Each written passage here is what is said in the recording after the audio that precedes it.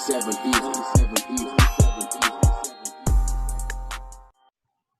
going on, everybody? Welcome back to Cam and Dan Live. I'm Daniel Kumalo. And this is your boy Cam from Chin Checkers. Let's get it. What's going on, guys? What's going on, guys? Just covering another great week of great fights.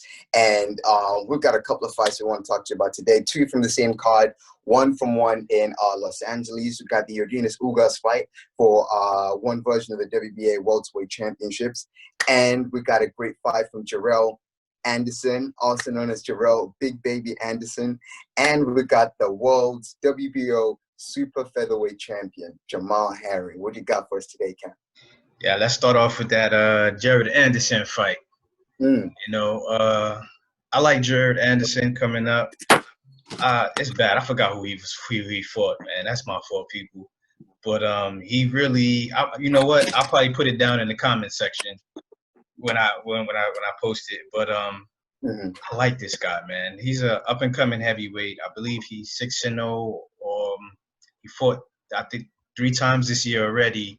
And he fought a fighter that was, you know, a come forth fighter, and he showed a lot in this fight. The fact that he can throw hard punches, but most of the fight, even though he knocked him out in 3 rounds, the first 2 rounds he was fighting off of his back foot, using his jab, keeping him at bay with the jab, throwing combinations off of the jab, and fighting off of his back foot, which a lot of fighters cannot do, especially heavyweights. Especially a heavyweight, absolutely. I was just about to say. So, you know, with Jared Anderson, you know, being able to fight off the back foot as a heavyweight and still be able to come forward and still get his combinations off, use his jab perfectly. And in the second round, he also switched to southpaw too.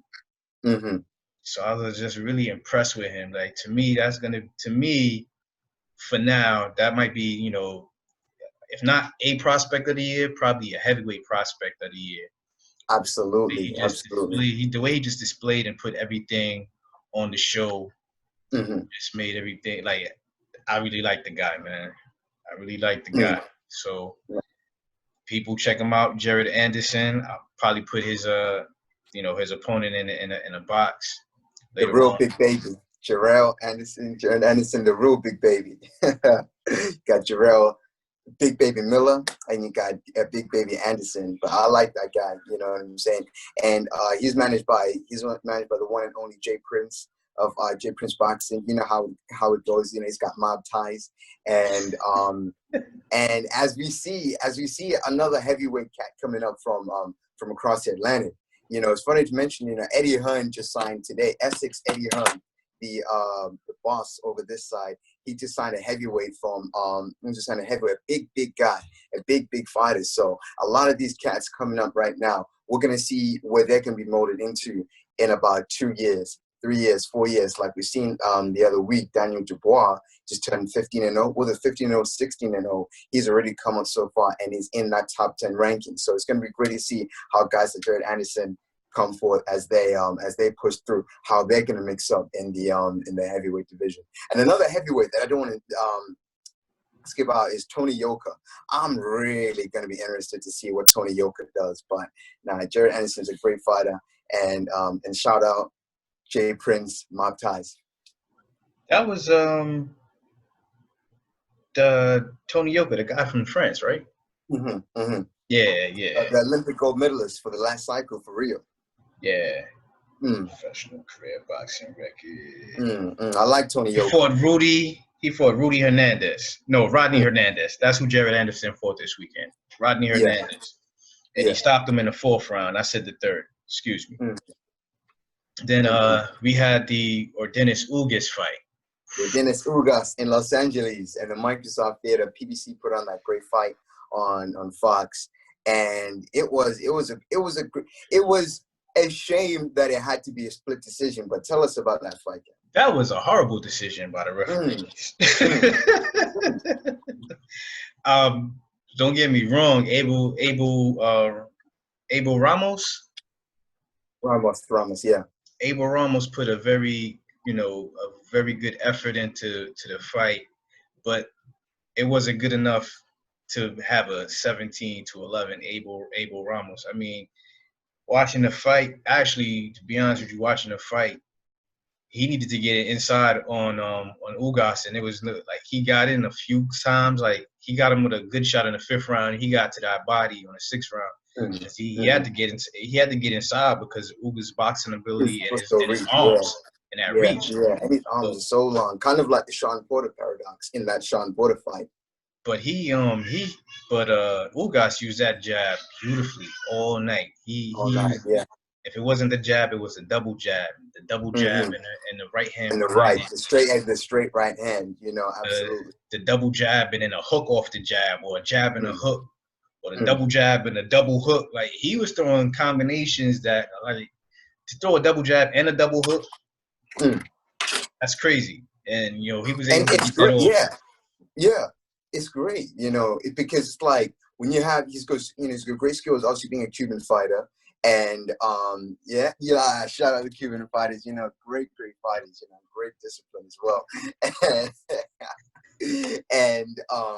And when the way that he was, what I liked about it, seeing that fight, the way he was able to utilize his reach and his arms to be able to catch his opponent, you know what I'm saying, to keep him at bay, but also to kind of come in, you know, to swarm in. And I remember one shot that he hit him with a straight overhand right, and I like that, you know what I'm saying. I really like what you guys had going on there.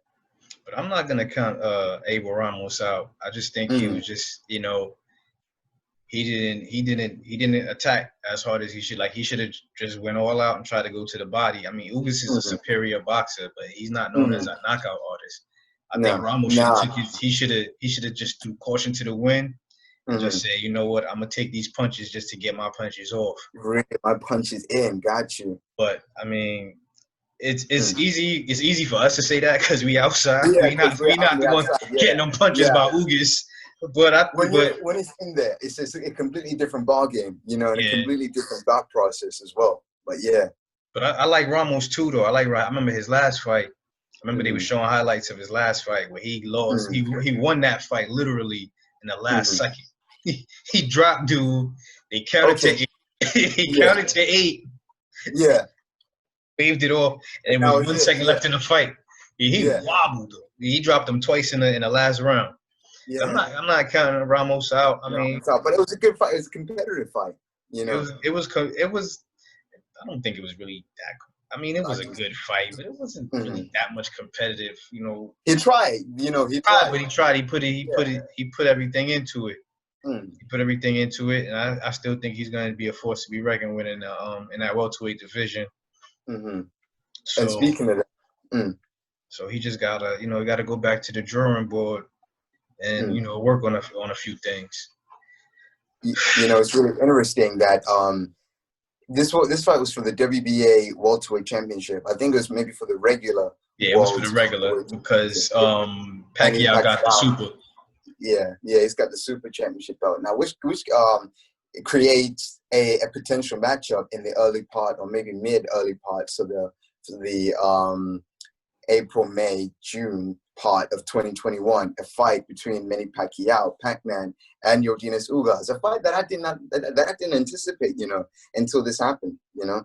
Nah, I didn't either, but I think you could put Ugas in there with any of the top welterweights. He'll give him a problem. He'll give him a fight. He'll give him a problem. It'll be a 50-50 fight with whoever he step in the ring with.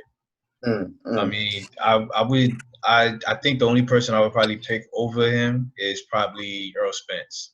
Absolutely, Errol Spence. But you want to know what though? I really don't want to say that against Earl yet. I want to see his fight against Danny Garcia to see how he comes back from the accident. I mean, if we get the same Earl or a better Earl, it's a wrap. It's a wrap for the welterweight division. Wow, you know that you're right. You're right. That's so insane because not only is this the first fight that he's had since the accident, it's against a great fighter like Danny Swift Garcia. You know, this isn't against like a fight to brush off having an almost deadly fatal accident. This is a fight against one of the top guys in your division. You know, and so first of all, I give respect to Errol Spence Jr. No, you got to, because he could have fought a lesser competition. He jumped right into the fight. Absolutely, jumped right back into the fight. Yeah. You know, and so a lot of respect going into that. And You know what's interesting? Manny Pacquiao hasn't fought at all this year. He hasn't fought at all this year. You know, the No, he last time that hasn't.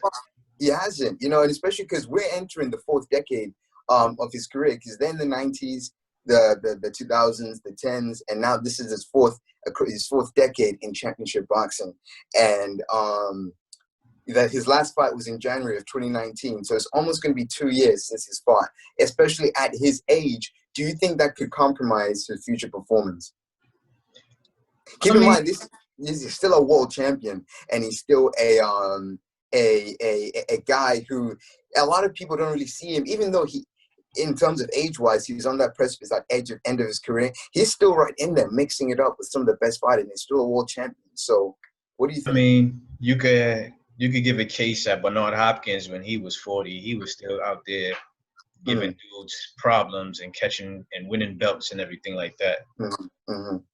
So, but then you could look at some other fighters at 40, and they didn't do so well when they turned 40. So it all depends on his conditioning and how good his body's holding up. Nah, true. And Pacquiao is a great guy who likes to keep in great condition, you know, running 10 miles and training real hard. So I think he'll be okay. I think he'll be okay. We'll just see what it's been like for him through, you know, quarantining and everything. But yeah. But then again, too, with him being quarantined and getting that time off, you get to, you know, your body get to rest up and heal the bumps and bruises. So it could be a good thing. It could be a good thing. Okay. For me, I like Pacquiao, and you have to ask me, who do you want to become? Who do you want to come out of this as the world's undisputed welterweight champion? I would say Manny Pacquiao. Is that going to happen? I'm not sure. Maybe in 2009, but as we get into 2021, you know, and Pacquiao is looking at being a 25-year veteran of this sport. I don't know if it could happen, but I like Pacquiao, and so going into 2021, I hope he has a great run of it and a great finish. Yeah, and then the last fight of the night, the top-ranked fight, is Jamel Herring versus Jonathan Oquendo. Jamel Herring. Look, leave me alone, man. He's always over there trying to correct me, man. This ain't school. Jamel Herring. The WBO super featherweight champion. Good guy. Oh, man. You know. Tell me what you think. I think Jamel Herring made that fight harder than it should have been. I mean, he was taller than his opponent. Actually, for him to be fighting that super featherweight, he's tall as it is. He's 5'10". So he has like a welterweight. Wow. He has like a welterweight. High build. You know, a welterweight, junior middleweight, even middleweight height. To be the same height as Canelo, yeah. To be fighting at 5'10". He fought a guy that was, you know, Jonathan was a shorter fighter at 5'5". And when you're a shorter fighter, of course, you gotta fight a taller fighter. Sometimes you gotta make the fight ugly. You gotta come in and you know you gotta try to work the body. That's what Jonathan was doing. And instead of Harrington standing and using his, he would sometimes slump down or would allow him to come in. And that's what made the fight, you know, with him doing that, made the fight a lot harder than just using his reach. Jabbing, stepping back, stepping to the side. I mean, he was able to knock him down in the third round with an uppercut, you know, because guy was rushing him with his head down. He just caught him with the uppercut. It was funny too. Like he hit him and then he had noodle legs and he just dropped. Would you say it was kind of like an E-Bunny paradox, a tall fighter who does not utilize his height as you'd want him to? No, and I mean, with at least with E-Bunny though, E-Bunny can fight on the inside. Yeah, he can. Yeah, he can fight on the inside, even though he don't like using his height. But in this particular fight, like, you know, Jamel Herring didn't like it at all. You know, you could tell he was frustrated and he didn't know what to do. And, you know, you had Bomac in his corner telling him to use the jab. But then once again, it's one of those situations where, you know, you can say one thing, but when you're actually in the ring, It's different. It's totally It's different. totally different. Yeah. And Yeah. they actually DQ'd the guy in the eighth Oh, round okay. Yeah. because they saw he got a warning for headbutt. They kept saying Mhm. that the referee was saying that he was coming in head first and intentionally headbutting Yeah. Jamel, and Jamel Yeah. ended up over his right eye, got hit in his Yeah. right eye a few times, and it was bleeding, and it kind of like swelled shut. He said he couldn't see out of his right eye. Got you. He Got you. made As a that, result of the headbutts. yeah, but he made that, and they saying it wasn't accidental. They were saying it was intentional. And they also took a point, I think, on the second round or the fourth round, because he knocked him down in the third round. But Mm-hmm. if he was using his jab, I don't think that would have happened. I mean, Mm-hmm. but when you have a southpaw versus an orthodox fighter, you do sometimes have the head You clashes. have classes of the head. Yeah. Yeah. I mean, it was several head clashes that they kept saying Mm-hmm. were unintentional, and I don't think they were unintentional from my point of view. Mm-hmm. The referee sees the fight a different way. Yeah. But once again, all he had to do, if he didn't like all of that getting rough, use your Keep jab. him at bay. Keep him at bay. At bay with Absolutely. the Yeah. jab and step to your Mm-hmm. right. Keep him at bay with the jab, step to your Mm-hmm. left. Keep him at bay with the jab, step back. And then Mm-hmm. eventually you see the opening to throw another uppercut to knock him down or to Yeah. throw a right hook. Because when you're throwing a right hook as a southpaw, it's kind of like a blind spot when you're driving. Got you. Got you. Yeah. Yeah. Yeah. Yeah. Blind Yeah. spot punch, a right hook to Yeah. a It comes up. conventional Yeah. Out fighter. of your peripheral It's like, vision. yeah, Yeah. it's out of your peripheral. So Yeah. there's so many things that he could have did that he didn't do. That he didn't do. You know what? I think to myself, maybe, sometimes I think to myself, a lot of these fight, when you're fighting in there, maybe it just had something going on. You know what I'm saying? Maybe it just had, True. a situation going on. I think to myself, sometimes that imagine fighting in there. Imagine if you have like a situation, especially during this time with the Wuhan virus, and everything going on.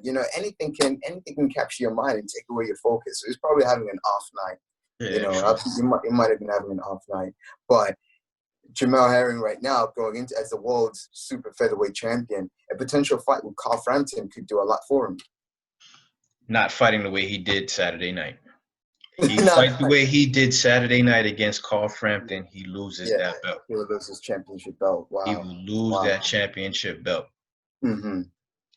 He got to use the jab. It's enough. You're gonna be fighting another 5'5" fighter. Mm-hmm. And Carl Frampton. Yeah, that's right. And Carl, he's a dog. He's not only is he a dog, but he can box too. Yeah, yeah. So he fighting somebody. He's fighting a come forth fighter that can box. Like this guy, Jonathan, he was rough and rugged and everything. It was taking punches and making Herring feel uncomfortable, even though Herring was winning some of the rounds.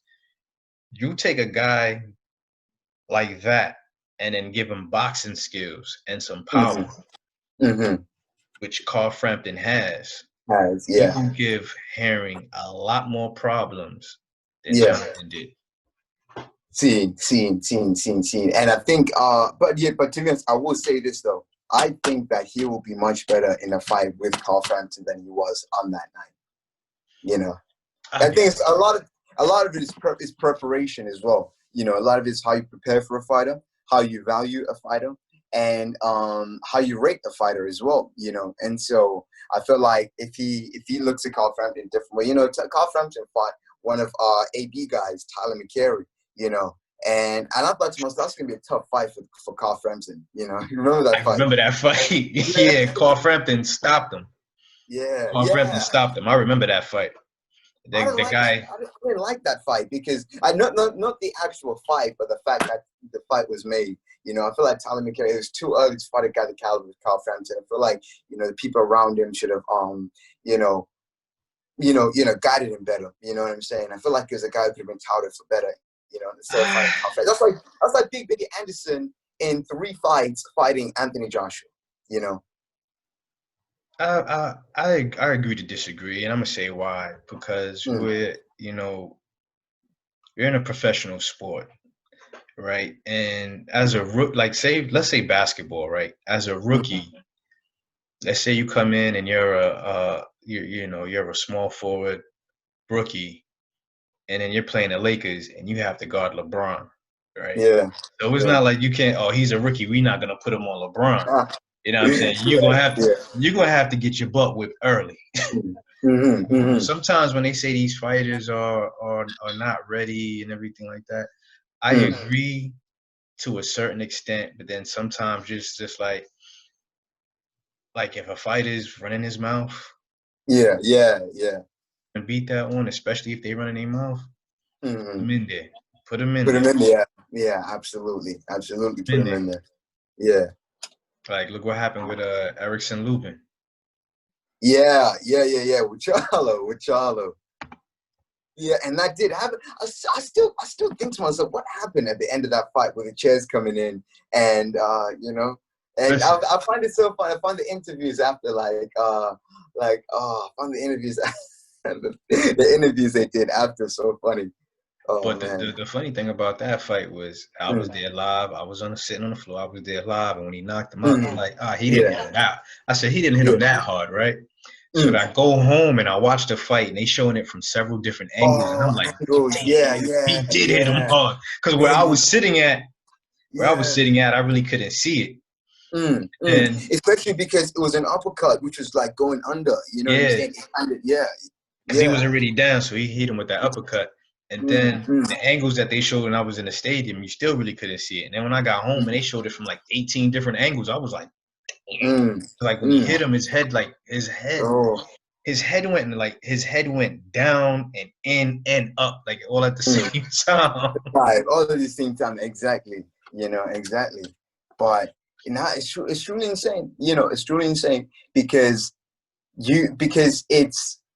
I feel like the only difference between the NBA and championship boxing is because you're valued. I feel like the value of a person like Carl Frampton and AJ and all the champions essentially is what they learned, and they were given the privilege to grow. But when you do that to Tyler McCarry, you did not give him the same privilege as those fighters had. So you cannot judge him based on those fighters because he did not get given the privilege to grow, essentially. You know what I'm saying? You do have guys like... Okay. No, go ahead, finish. Oh, no, you do have guys like Vasilio Lomachenko, who came in after 2 or 3 fights, but these are guys with like 400 amateur fights. Dual gold medalist, dual silver medalist, dual Olympic medalist, and Guillermo Rigondeaux, who is a dual Olympic medalist, you know what I'm saying? And so, fair enough, maybe who is another dual Olympic gold medalist, who beat Shakur Stevenson, who didn't have the best start. Ramirez, Robzai Ramirez. Maybe he got thrown into that end a little bit too. I didn't know the caliber of his opponent, but he also didn't have the best professional start, But to each his own, you know what I'm saying? But I think with some of the losses that you like, when you look at it, a lot of the great fighters that are Hall of Famers all have losses. Yeah, absolutely. Yeah, absolutely. So, and also a big point as well. You weren't allowed to challenge for the world's crown unless you had a loss. I think the first ever undefeated person to win the championship was Rocky Marciano, but also that was because he had he had a good manager, Al Weil, who was in bed with the mob, and Rocky Marciano was connected. You know what I'm saying? He had mob ties himself. Not saying that he was a part of that, but he just, because he was Italian, he just happened to have those ties. And it fixed it so he became the first ever undefeated fighter to become world champion. This was in the early 50s. So you can imagine for all that time, you weren't allowed to challenge for the world's crown unless you had a loss, And so, it happened. But watching that Carl Frampton fight, I think Tyler... he's going to come back. He's going to bounce back after that. Yeah, he will come back. He's going to bounce back, especially the way he fought against Carl Frampton. Yeah. So it's just the experience that Carl Frampton has, I guess, the experience that he didn't have, but he has the tools to be a champion, and he's going to learn from that. He's going to learn from that. Hopefully he watched that fight over and over and then learn from his mistakes, back better, make stronger, because he's still young. Absolutely. So I want to end real quick with some news that I found out today, and I want to get your I thoughts. found out some news today as well. So we Is this the might same news? we Huh? have Mr. Gary Russell Jr. Oh, okay. versus Devin Haney. What? What? Yes, No.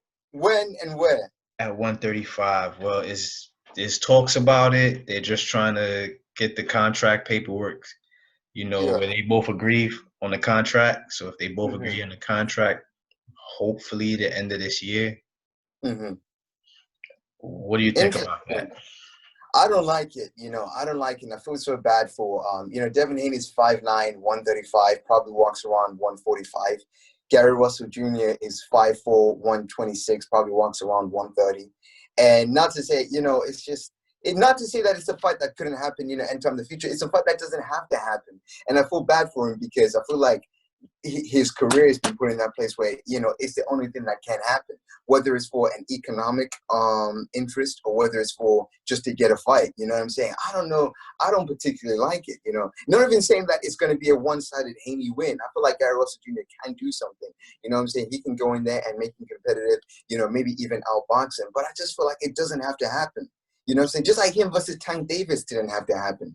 Ooh, what, Gary Russell versus Tank? Yeah, Gary Russell versus Tank. Yeah. No, that could have happened. I mean, you're talking about a 4-pound weight difference. Both of these guys Yeah. are the same height, Yeah. and they fighting at 130. You have Yeah. a Baltimore versus a DC guy, which would have been a great fight for the whole DMV Capitol area. Heights, Maryland. That would have been a great fight to make. My take Especially on at the Royal Farms Arena. Yeah. Yeah, my take on this is, I'm a big Gary Russell Jr. fan, and it's messed up how Gary Russell Careers Jr. has went because you have so many fighters that did not want to fight him. You have Leo Santa Cruz. They don't want to fight Gary Russell, but would rather fight Tank Davis. Yeah. Me personally, if I'm a boxer, I'd rather get beat for 12 rounds by Gary Russell Jr. than get knocked out in 5 by Tank Knocked Davis. out in 5. There's one denominator. The one denominator. Ready? It's not even one word. It's 3 letters. PPV. So you had Leo Santa Cruz ducking Gary Russell Jr. You had Abner Mares ducking Gary Russell Jr. The Tank, I'm not gonna say Tank Davis ducked Gary Russell Jr., but that fight didn't, come to fruition. Didn't materialize, yeah. Some of the guys at 130 didn't want to fight him, like the Miguel Bichettes.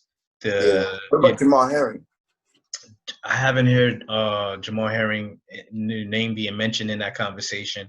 I have heard of Tevin Farmer's name being mentioned, but then he lost to Joseph Diaz. Farmer, yeah, he lost to Joseph Diaz, so that was off of the table. That was off the table, and I think that would have been a great fight. Philly versus DC again. But I just feel like Gary Russell Jr. has gotten the bad end of the stick when it comes to fighting some of the best fighters in his division, with them not wanting to fight him. But I give Gary Russell Jr. a shot to win. Like, I'm not counting him out. I think his boxing ability and his hand speed, can take him a long way in this fight. Yeah. You still got the height advantage. I think that's the only issue that that's something that might play a big part into this fight, because Devin Haney, he don't got no slow hands neither. Gary Russell Jr., to me, I think he has the fastest hands in boxing. Yeah. But Devin Haney's no slouch neither when it comes to the speed department with the hands. Yeah. So I think this would be a very interesting matchup. Mm-hmm. If you ask me who I want to win, I'm gonna say Gary Russell Jr. Yeah, I want Gary Russell Jr. Absolutely. But I don't. That's just me. But I think Devin Haney, might take this, man. I think he'll take it. Yeah. I think he'll take it too. I think it will be so overwhelming for Russell Jr. He's gonna come to the fight, like 132. Devin's gonna come in, 141, and it's not gonna be fair. It's almost gonna be maybe even a 15. It might be a whole Rigondeaux Lomachenko thing again. Yeah. And it's like I said before, it's not even a fight. It's not like, maybe sometime down the line it can happen. It's just that it doesn't have to at this stage. But The news that I thought you're gonna have is it's been signed. It's gonna be from Ukraine, Vasily Lomachenko, high-tech Lomachenko, versus Teofimo Lopez for the WBA, WBC franchise, WBO World Lightweight Championship. Brooklyn, stand up. Brooklyn, stand up. You're rocking with Lopez and IBF as well, the Undisputed Championship. I'm rocking with Lopez, but here's how I see it. If Lopez could catch him with that same right hand that Linares caught Lomachenko with. Yeah. I don't think Lomachenko gets up. But Gotcha. If Lomachenko can do what Lomachenko do and hit and not get hit, then it could be like it's a 50-50 fight to me. 50-50, yeah. It's a 50-50. I'm not counting out Lomachenko, man. I'm not counting out Lomachenko. I'm gonna put it to you like this: if it's any knockdowns or a knockout, Teofimo Lopez wins. But if it goes 12, I got Lomachenko winning. Got you. Who do I want to win? I don't mind. I like both guys. I respect Lomachenko, and I respect Teofimo Lopez. Doing their thing. And one thing I respect about Vasilio Lomachenko more is that it's just going out there. You know what I'm saying? He's hungry. He's not ducking or dodging anybody. You know what I'm saying? He's collecting belts. And but yeah, and he also gave up a piece of his purse. He gave up an economic interest in this fight just to get the fight going. And so, who do I think will win? I feel like I feel like the exact same thing as you. If it's going to be a cat and mouse game. Can the cat catch the mouse? If the cat does not catch the mouse is going to win. But can the cat? And the thing is, this isn't just some mouse. This is probably the quickest mouse in the game, the most elusive mouse in the game. And so, in retrospect, you're going to have to look at it as a 50-50 fight. Yeah. And yeah. Yeah, all right, D. So go ahead and close this out, man. Yeah, man. Thank you guys for joining us. It's going to be a great time. It's going to be a great time for that fight, man. I can't wait. All right, man. Everybody, thanks for watching. You know what I'm saying? That nice UK weather. Hope to be out there one day. Yeah, nice. Yeah. All right, man. It's going to be sunny on the plane over here. As soon as you land, it's going to start raining. You're going to come back. You're going to fly back. You're going to get on Heathrow. You're going to fly back to Delaware. It's going to be sunny again. I can tell you that. That's how it changes. And vice versa. That's how it changes. All right, man. I'll holler at you, man. You see it, man. All right.